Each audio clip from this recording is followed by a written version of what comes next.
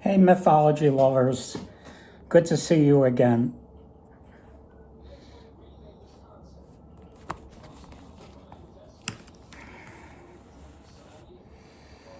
It's been a while since I made a video. You know, I'm still dealing with some health issues.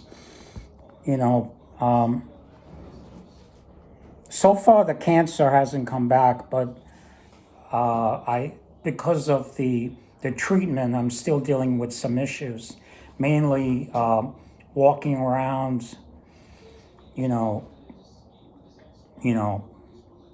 I need the help of a walker because my balance is not very good. I have like a lot of leg weakness. But, the doctors and me are trying to figure things out. So anyway, usually in these mythology videos, for those who've been watching them, usually there's a theme I choose, and I tell several short stories. And but I'm doing something a little different today. I'm telling just one story, but it's a longer story. I'd like to tell the Epic of Gilgamesh. Some of you might have heard of it. It's actually the world's oldest epic. It begins in ancient Sumer, which is in an area called Mesopotamia, which is Greek for the land between two rivers. And what it is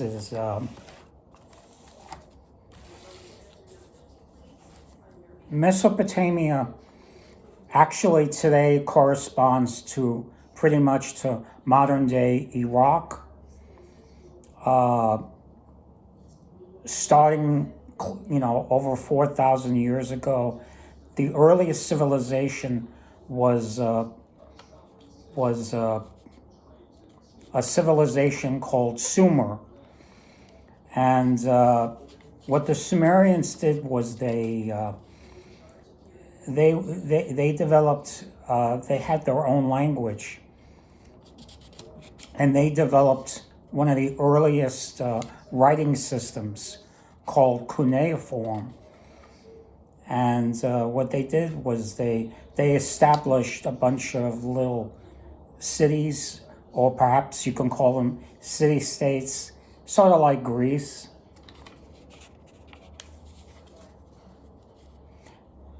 But there were certain things that united them. For example, they had their own religion with various gods and goddesses, just like Greece did. They had an economic system. They had a political system. And what happens is that the writing system they developed was called cuneiform. And it's older than the Egyptian hieroglyphics. So they were able to write down stuff about themselves. Hence, people tend to say that history begins with the Sumerians, since they have the oldest writing system. So they were able to write down some history. They were able to write down a list of kings, business transactions, stuff like that, poetry. So this epic is about a king named Gilgamesh. He is believed to be the king of Uruk. Now it's believed that he may have really existed.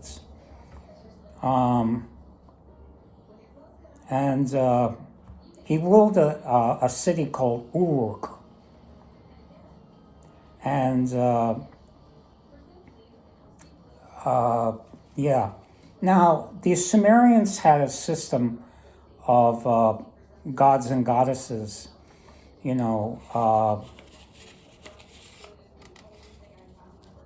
just like the Greeks did.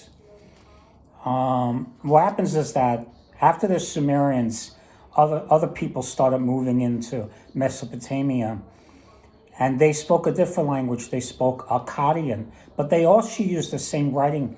They adopted the writing system of the Sumerians. And what they did is that, based on original stories that the Sumerians invented involving this king Gilgamesh and his partner Enkidu, they put together this wonderful epic called the Epic of Gilgamesh. Now, so what happens is that the Akkadian speakers, the oldest ones established the city of Babylon. And sometimes that whole area is called Babylonia. After the Babylonians, there came another Akkadian-speaking people, and they founded another civilization called the Assyrians. The reason why I'm saying all this is because the actual tablets that tell the story that we possess, there's 12 tablets, and they're actually from a library that was put together by an Assyrian king named Ashurbanipal. And so these tablets we have are from a library he established, But the epic goes back a little further to the Babylonians, and it goes back even further. The fragments of the epic go back even further to Sumer. So by the time the Babylonians put the story together, it was 1000 BC to 1300 BC. So we're talking about over 3,000 years ago, the story is. But the version we have, the clay tablets we have, is a little later. It's from the library of the Assyrians from approximately 700 BC, from a city by the name of Nineveh. Nineveh was actually the capital of Assyria. And what's interesting about this story is that, anyway, there was a king by the name of Gilgamesh. And what happens is that he was a rather oppressive king. He put his people through too much. Like, one of the things he used to do, for example, was he would crash weddings, take the bride with him, and sleep with her before she slept with her own husband.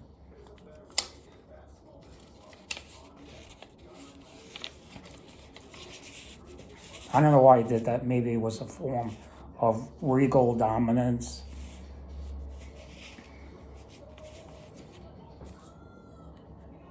And he would do other things that were oppressive too. For example, it's believed that he involved his people in too many very difficult building projects. Anyway, so what happens that the people of Uruk prayed to the gods. What happens that to kind of maybe create another person that might distract Gilgamesh.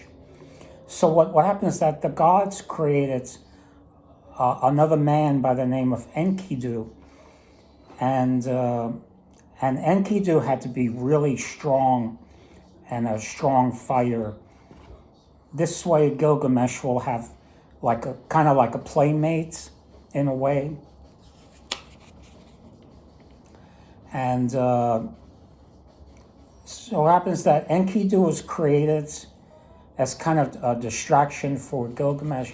But the problem was that he was a little too wild, and he hung out with animals, herds of animals in the wilderness.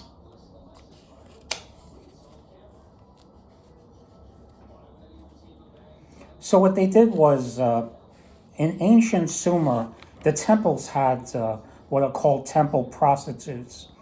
So what happens is that they sent one of these prostitutes to Enkidu to kind of tame him a little bit. So after she sleeps with him, she teaches him some human habits, like what humans eat, and what they wear and how they behave.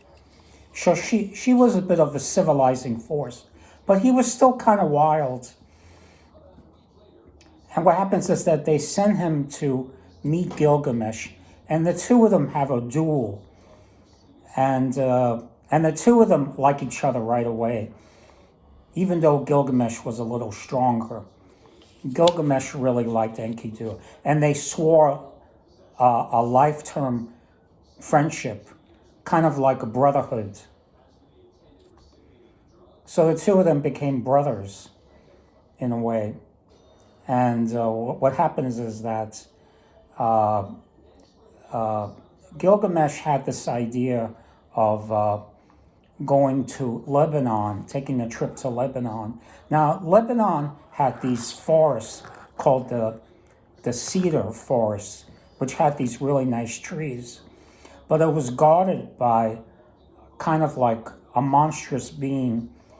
In Sumer, he's called Huwawa. In the Babylonian epic, he's called Humbaba.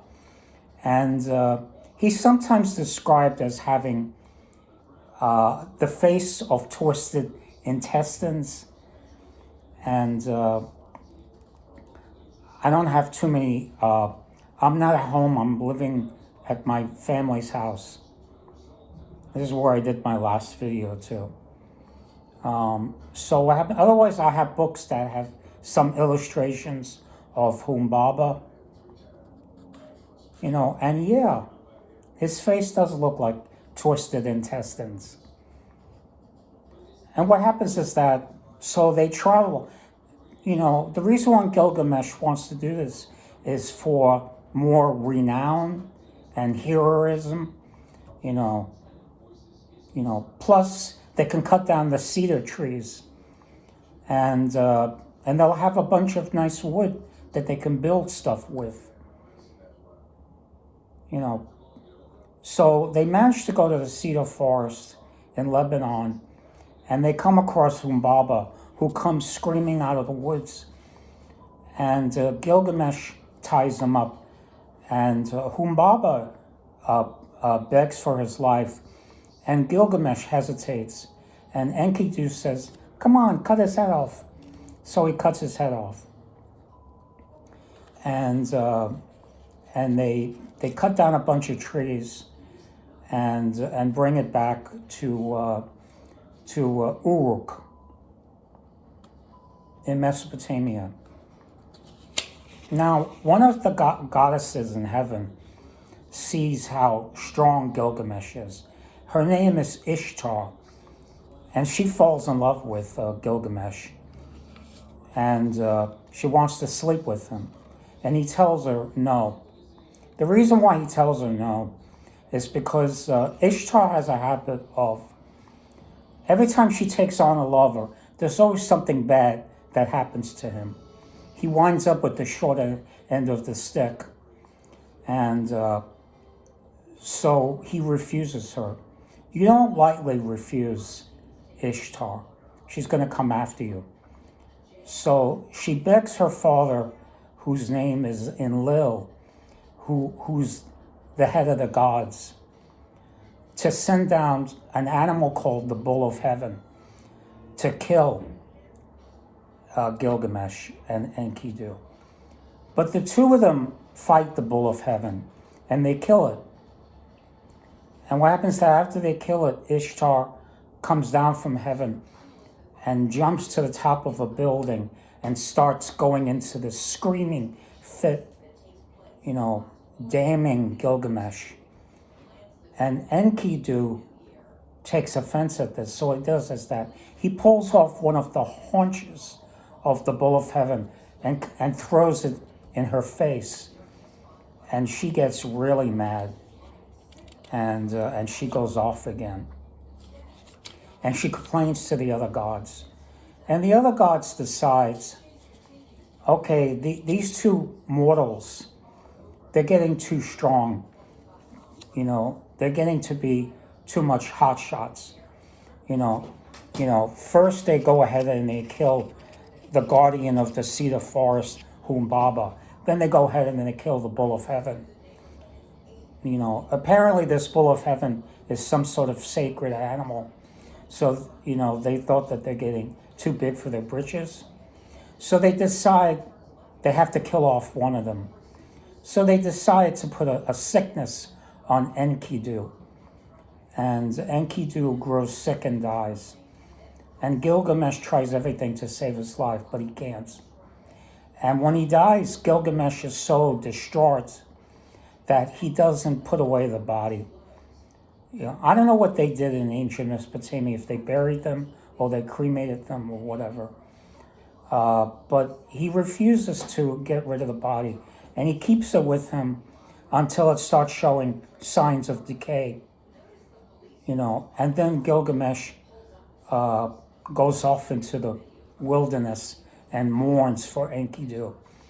And he realizes that what happened to his friend, that, wasting away and dying, is going to happen to him one day, and he doesn't like that.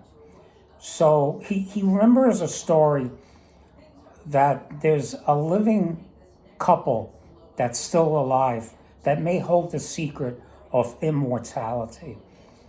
And that's in essence what this epic is about. Can humans get immortality? And that's what makes it such an intriguing epic. So Gilgamesh decides to go on this long trek to find this couple and ask them if they know a way how they stay immortal and how he can become immortal. Now what happens is that he knows that they live somewhere in the eastern part of the world. So what he does, he starts heading the land of the rising sun. So what he does is that he starts heading east, and he goes through these mountains until finally he comes to this vast mountain. And this mountain is guarded by two scorpion monsters who are husband and wife. And they're so amazed that this audacious king is just sort of trekking through the wilderness and is ready to just decide to walk into this mountain pass. Now, this is a huge mountain pass that the sun passes through. And it's many leagues long. And so the scorpion monsters let Gilgamesh pass through. He's like, we don't recommend it, but we're not going to stop you. So he starts going through this darkness because he's got no torch, no light. There's no light behind him. He sees nothing in front of him. So he's in this very pitch black passage, and it's a very terrifying thing to go through. Going through, I don't know how many miles it is, but it's a very long trek. He walks for days, maybe even weeks. I don't even know.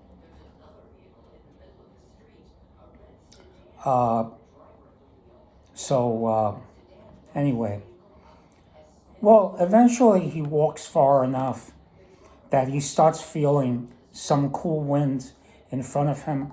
So he realized that maybe he's getting close to the end. And sure enough, he eventually winds up in this garden, this amazing garden. It's the garden of the gods, and what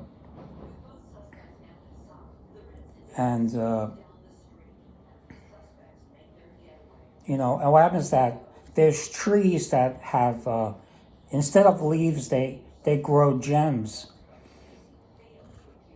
And he comes across an interesting woman who happens to be a barmaid.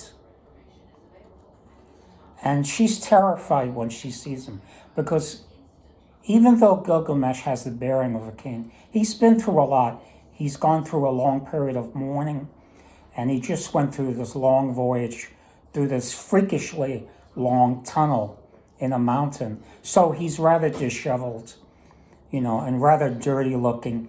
And he's hairy, and he's wearing nothing but lion pelts. So, being that she's a barmaid, she locks the door to the bar she's serving in. He's knocking on the door, and she's like, "Who are you? Go away. Are you a thief? Are you a robber? And he's like, no, I'm a king. And he tells her his story, how he lost his brother, his best friend, and he doesn't want to die, and he's looking for the couple that live in the sea to learn about immortal life. And she gives him a lecture like, mortal life, immortality is not for humans. And she sends him off to the boatman, because there's a boatman that serves this couple that lives out in the ocean. His name is Urshanabi. So he goes around and he finds Urshanabi. And Urshanabi instructs him. Apparently this couple, oh, by the way, their names, the male's name is Utnapishtim. I don't know what his wife's name is. And what happens is that they apparently live in a little island in the ocean, but this ocean they live in is an ocean of death. You can't go near it. You can't touch it. It'll kill you. So Urshanabi, the boatman, tells Gilgamesh, in order for us to cross it. Now, he had these charms that protected him and his boat from getting harmed by going over this water. But Gilgamesh, in his haste, destroyed these stone objects. So he had to make punting poles out of trees.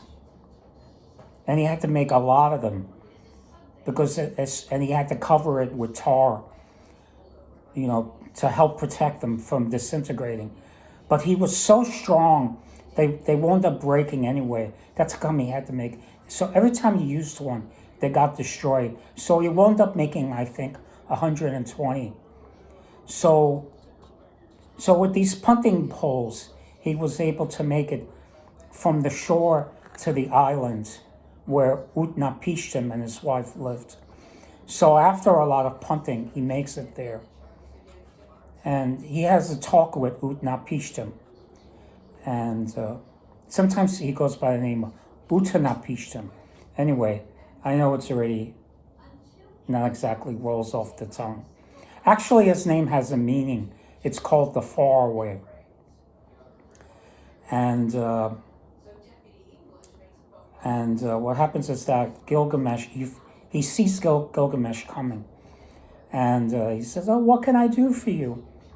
We don't get too many visitors here. And Gilgamesh says to him, he tells him the story about how he lost his brother in arms, his companion. And, he was so upset at his death that he doesn't want to go. He didn't bury the body. He kept him around until he saw a worm crawl out of his nose. Then he knew he couldn't hold on to the body anymore. So what happens is that Utnapishtim tells Gilgamesh the story of the flood. And this is actually the Babylonian flood story that we hear, which is quite a treat because this is believed to be where the Bible gets its version of the flood. Yeah, the Near East has a lot of versions of the flood story. As a matter of fact, there's so many mythologies around the world that seem to have a flood story. And this is perhaps the oldest one. And what happens is that Utnapishtim tells Gilgamesh the flood story. So Utnapishtim is sort of a Noah figure. And what happens is that he starts the story by saying, once long ago, many years ago, the king of the gods, Enlil, wasn't happy with humans. Not because he created humans and they became evil. No, it was something simpler than that. Humans kept multiplying too much and they started making too much noise and they raised a clamor. And Enlil and the other gods couldn't find rest or sleep. They kept waking up in heaven, and they couldn't stand it anymore. So he decided to flood the world. And what happens is that, but there was one god, the god of water. His name is Ea. In Sumerian, he's known more as Enki, but in the Epic of Gilgamesh, in the Akkadian language, his name is Ea, E-A. And what happens is that he realizes that Enlil, the king of the gods, is off his rocker. Does he want to really destroy every human and every animal on earth with a worldwide flood? So one day he meets, well, he doesn't meet him. He goes to his house and he speaks through Utnapishtim's thatched house. And he instructs him, I want you to build an ark, and I want you to bring a representative of all the animals that exist on earth, because there's a great flood coming. So Utnapishtim follows his instructions. And as a reward for this, him and his wife are given immortality on this little island.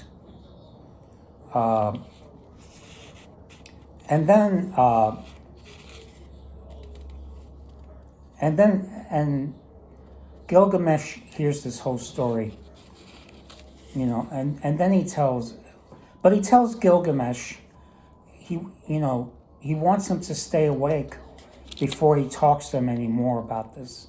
And Gilgamesh is so exhausted, he falls asleep. I think he falls asleep for about 6 days. And Utnapishtim tells his wife, this is the man who wants to live forever. He can't even stay awake long enough for me to finish my story. So eventually he wakes up, and Utnapishtim says, I'm sorry, you're going to have to be on your way. I can't do anything for you. When God created humans, it was not meant to be forever. And Gilgamesh said, yeah, but you and your wife got immortality. And he's like, yeah, well, we did something unusual, and as a reward, they gave us immortality. But his wife felt bad for Gilgamesh. So she tells him, why don't you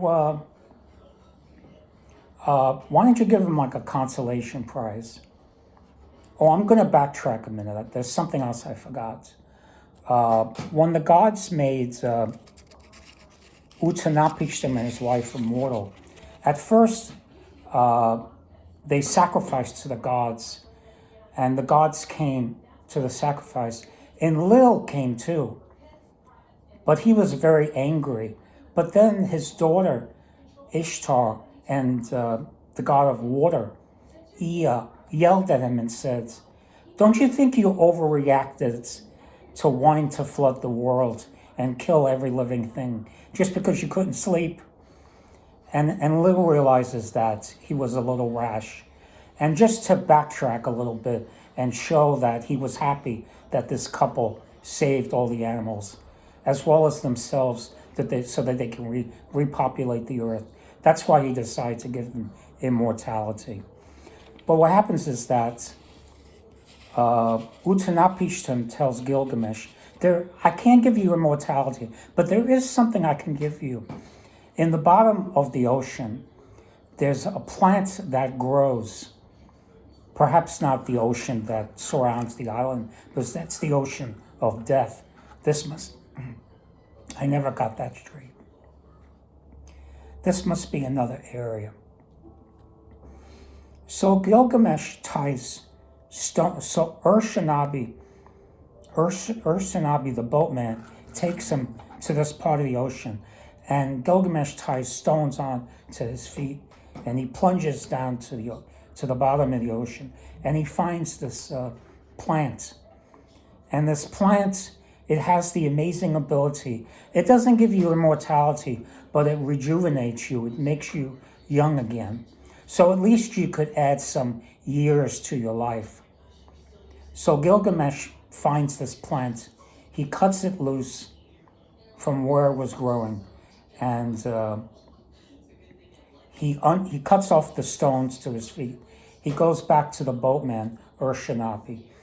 And then the two of them continue their trek all the way through the mountain and back to Uruk. But the two of them stop to take a bath in a lake. And what happens is that Gilgamesh, he puts the plant down on dry land. And while he's in the water, a snake comes up, grabs the plant, and runs away with it. And while it's in its mouth, the snake sheds its skin. So the plant does have that power to rejuvenate, because every time the snake grows, it's got to shed its skin. So Gilgamesh is, of course, very distraught by this.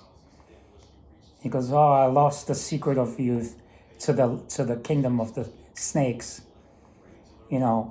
But he eventually gets back to Uruk, and he proudly shows Urshanabi, the boatman, the walls of his city of Uruk and how majestic they are. And so the story, it kind of ends on a bit of a downer, but it also ends on a point of achievement. It's not so much immortality, it's what you do in this life that counts. Now, Gilgamesh was a very oppressive king, but he was proud of his achievements, like building these great walls around Uruk.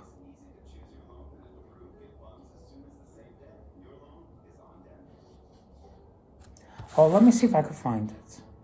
I'm not at home, so I can't show you any pictures. Oh, by the way, I will have a list of books in my description that you can read if you want to read this story.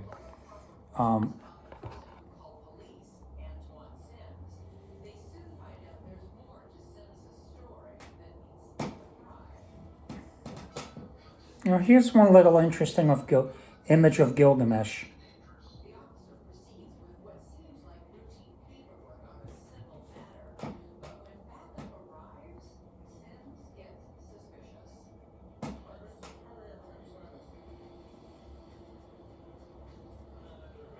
I'm sorry I lost it.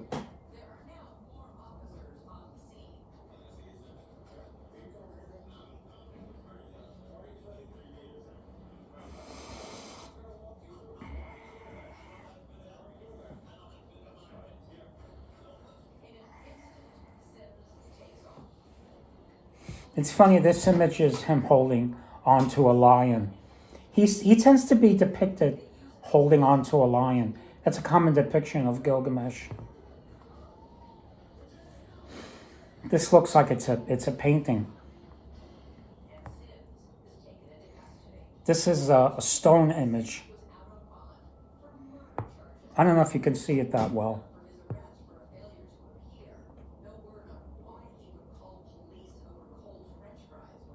Anyway, okay, well, thanks for joining me on another mythology video. Sorry about my voice. It's a result of medication I'm on to fight the cancer.